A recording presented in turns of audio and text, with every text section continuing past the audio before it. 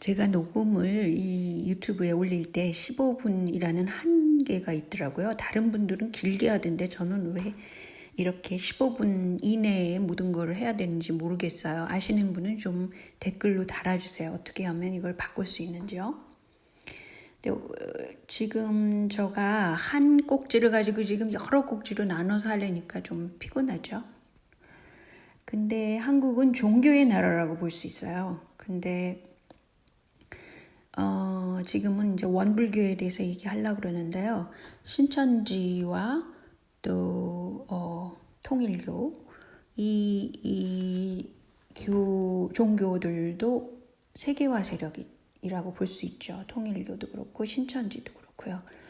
그런데 드디어 이제 원불교에 대해서 설명하게 됐습니다. 일단은 김무성 이 사람이 원불교로 개종을 했다고 그래요. 왜 그랬을까? 그것은 이제 홍석현 씨와 홍나희 씨를 위시한 삼성가가 원불교의 실질적인 오너라고 합니다. 그래서 해외 포교 사업에도 지난 2년간 총 120억 원을 기부했고요. 굉장히 독실한 원불교 신도라고 합니다. 근데 지난번 그 사드 배치 때 성주라는 곳이 원불교 성지라는데요. 거기다가 배치하려고 그러니까 원불교 쪽에서 죽을 각오로 맞겠다라고 그걸 반대를 했다고 합니다. 그거를 생각해 보더라도 지금 홍석현 씨나 홍나희 씨가 미국에 대해서 얼마나 그 원한 감정을 좀 가지고 있다고 볼 수도 있죠. 왜냐하면 종교세라는 것은 가장 강력한 이념이에요. 그래서 왕권이나 이런 것보다도 신정 정치를 아주 쉽게 하는 게 그 좋은 예가 그 카톨릭이잖아요. 카톨릭이 신정 정치를 오랫동안 유럽에서 해왔잖아요.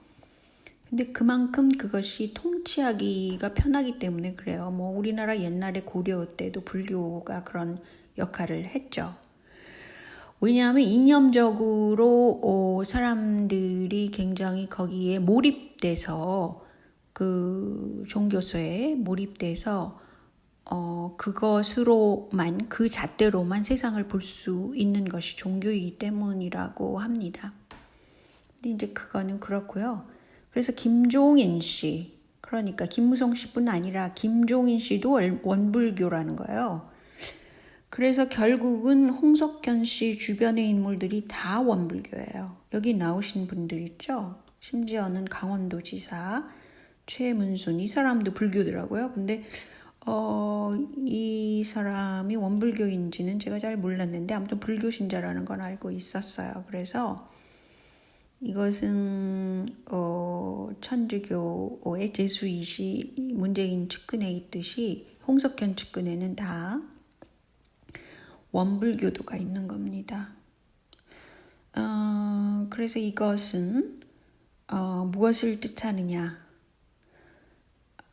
트럼프가 박근혜 탄핵을 막으려고 임청근이라는 총재라는 그 미 공화당을 지지하는 로비도 많이 하고 뭐 그런 사람인가 봐요. 근데 오랫동안 아무튼 미국 대통령과 얘기도 하고 뭐 그럴 수 있는 그런 사람이라고 그래요. 임청근 씨가. 근데 이 사람을 보내가지고 박근혜 탄핵을 하지 마라 이렇게 얘기했는데도 국내 정치권에서는 아무도 만나주지 않았다 그래요. 이 분을. 그래서 이제 트럼프가 나중에는 그 황교안이 당대표가 됐을 때 트럼프를 만나려고 막 그랬죠. 그런데 트럼프가 싫다고까지 얘기를 한 겁니다. 그래서 무산이 됐고요. 또 홍준표, 이명박계 이 사람도 트럼프로서는 친중 세력으로 보고 있다고 그래요. 그런데 그만큼 지금 그 한국의 주요 정치판은 트럼프, 그러니까 미국 그 공화당과는 좀 거리를 두고 있어요. 그래서 사실은 만약에 그 미국 대선에서 트럼프가 당선됐다. 그렇게 되면 어떻게 될까? 그것을 많이 염려해야 되는 입장이죠. 왜냐하면 한국은 수출 중심국이고 지금 중국과 대결하는 미국이 그 전자산업을 가지고 중국을 옥죄이잖아요. 그리고 대만을 키워주고 이런 사태에 있기 때문에 한국은 그 주식시장에 가장 크게 좌우하는 것은 지금 칩 사업을 하는 뭐 삼성전자, 하이닉스 뭐 이런 거잖아요. 그리고 그렇기 때문에 이게 굉장히 중요하다는 거죠. 그래서 앞으로 경제를 진짜로 원한다. 그렇다면 글쎄요. 지금 트럼프가 당선될 때까지는 대중국 압박을 계속 할 텐데 그리고 이번에는 코로나 그 문제 때문에 많은 그 미국 사람들이 중국에 대해서 안 좋게 보기 때문에 이게 가능성이 있는 거예요. 그래서 또 더 그렇겠죠. 그래서 이런 상황, 외교적인 상황에서 지금 그 친중 정부가 한국에 들어선다. 글쎄요, 그거는 적당한 타이밍이 아니라고 저는 보고 있습니다.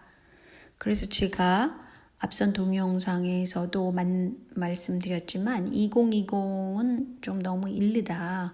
한 중국이 어떻게 하는 걸 봐서 2030 정도에 뭐 중국과의 관계를 트거나 그렇게 하는 것이 나았지 않았을까 그런 생각을 하고요.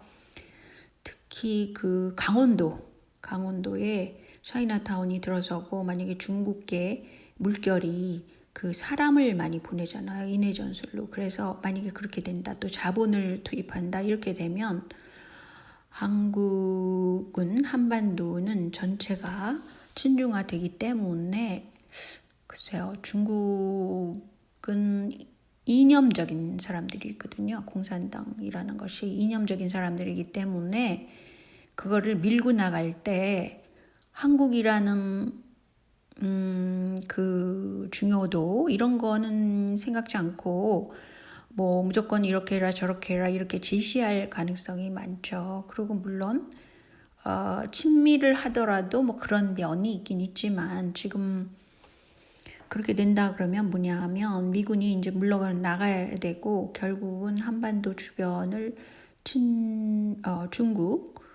중국의 그 함대나 뭐 이런 것들이 있을 텐데 그렇게 되면 굉장히 대치 국면이 된다는 거죠. 한반도 전체가. 그래서 그것이 경제적인 영향도 많이 났을 거고 그리고 지금 들어선 그 문재인 정부가 추진하는 걸 이렇게 보면은 국가 재정이 적자가 나도 그냥 돈풀기를 많이 하잖아요. 그리고 여러 가지로 아무튼 돈을 써가지고 사람들의 마음을 환심을 사고 뭐 이런 쪽으로 가고 있잖아요. 그렇지만 세금을 어떻게 걷지 않고 그렇게 하게 되면 글쎄요. 그게 나중에는 국채 발행을 해야 되고 그래서 이자를 내야 되고 이런 상황이 될 텐데 앞으로의 세대는 생각지 않고 마구잡이로 하는 것 같은 그런 느낌이 있어요. 그래서 많은 사람들이 염려를 하기도 하고 그렇잖아요. 근데 중요한 것은 왜 이민 정책을 써가지고 중국 조선족을 한국에 그렇게 많이 들여다가 그 한국을 위해서 한국에 실업자가 없나요? 그렇지 않잖아요. 실업자가 많고 그럼에도 그런 정책을 쓴다는 거. 그래서 그런 거를 생각을 해보면 좀 걱정이 되죠. 그리고 중요한 것은 뭐냐면요. 현재 프란시스코 교황이 예수회잖아요. 예수와는 동성애를 포용하고 사형제도를 폐지하고 그래서 굉장히 진보적인 정책을 쓴 사람이 그 예수회 출신인 프란시스코 교황이에요. 현재 교황. 그런데 그 동성애자가 그 가톨릭의 그 교단에 많다고 그러잖아요. 그래서 이것이 굉장히 큰 문제가 됐었죠. 신부님들이 조그만 남자애들을 갖다가 뭐 성애를 한다거나 그런 문제로요. 그러니까 이거는 자기네들 문제를 이렇게 사회에서 받아들여라. 그럼 일반화시켜라. 그러면은 마치 자기네들이 죄인이 아닌 것처럼 이렇게 하려고 그런지도 모르죠. 심리적으로 보면. 그리고 또 하나는 중국에서 예수회가 막 커져가지고 그랬는데 그때는 이제 그 예수회라는 것은 중국에서 그 캐톨릭이라는 거는 유교를 받아들였다는 거예요. 이것 때문에 그 중국의 예수회랑 로마 캐톨릭과 알력이 좀 있었어요. 갈등이 있었다 그러죠. 근데 이 예수회 자체가 세계화를 추진하는 세력이었잖아요. 뭐냐면은 종교개혁이 막 그 유럽에서 일어났을 때 그 캐톨릭이 힘이 약해졌을 때 예수회가 일어난 거죠. 때문에 예수회라는 조직은 굉장히 수단과 방법을 가리지 않고 교세를 늘리려고 하던 그런 회예요. 그러니까 캐톨릭 안에서도 그렇다고요. 그래서 사실은 겉으로는 드러나지 않습니다. 이 사람들이 그 조작과 꼼수, 뭐 허위적인 거 그런 거 마구 사용해도 된다고 생각하는 사람들이에요. 이런 점이 이게 장기적으로 이렇게 오래 갈 수 있겠어요? 그리고 또 한 가지는 뭐냐면요. 제가 이제 다른 거 시민단체로 이용해가지고 진보 세력을 넓히는 그런 방법이 문화 막시즘이 있는데 이 문화 막시즘, 네오 막시즘이라고 그러기도 하고요. 이것에 문제가 심각하게 있습니다. 이 문화 막시즘을 주장하는 사람들은 세계 정부를 주장하고 있거든요. 그러니까 뭐 계층 간의 갈등으로 뭐 혁명을 하자 이런 게 아니라 그 세계 정부를 세우자 이런 쪽으로 가는 거죠. 그러면서 정치에 앞서서 문화를 장악해야 된다. 이게 문화 막시즘의 중요한 포인트예요. 그리고 한국에서 하는 거 보세요.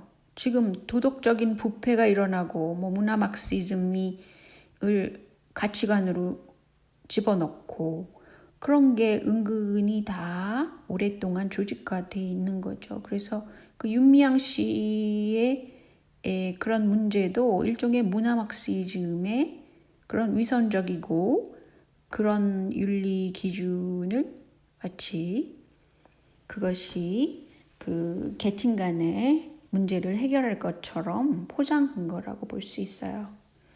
그래서 그 문화 막시즘 또는 네오 막시즘의 문제점에 대해서 제가 다음에 한 번 더 다루겠습니다. 왜냐하면 그게 너무너무 중요하기도 하고 또 한 가지는 그 현재